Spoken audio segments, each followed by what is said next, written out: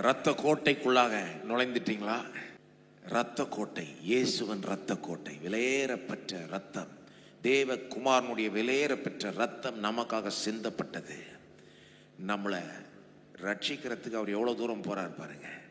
அவரே உயிரை கொடுக்குறார், ரத்தத்தை சிந்துறாரு, அதன் மூலமா நம்மளை கழுவுறாரு, சுத்திகரிக்கிறாரு, நீதிமானாக்குறார், பிறகு நம்மளை பாதுகாக்கிறாரு. வெறும் கழுவி சுத்திகரிச்சு தேவனுக்கு முன்பாக தகுதிப்படுத்துறது மட்டும் இல்லாம இயேசுவின் ரத்தம் நம்மளை நித்தியமாய் பாதுகாக்குது. பிசாசின் சகல சதி திட்டங்கள்ல இருந்து நம்மளை பாதுகாக்குது, பத்திரப்படுத்துது. எல்லா விதத்திலும் ஆவிக்குரிய விதத்தில், சரீர பிரகாரமாய் எல்லா விதத்திலும் நம்முடைய ஆத்துமாவையே இயேசு பாதுகாக்கிறார்.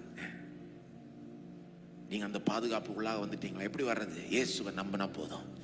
கிறிஸ்தவத்தினுடைய ஒரு எளிமையான ஒரு மகிமையே என்னது? இயேசுவை நம்பினாலே இதெல்லாமே உங்களுக்கு உண்மையாகிவிடும், நிஜமாகிவிடும்.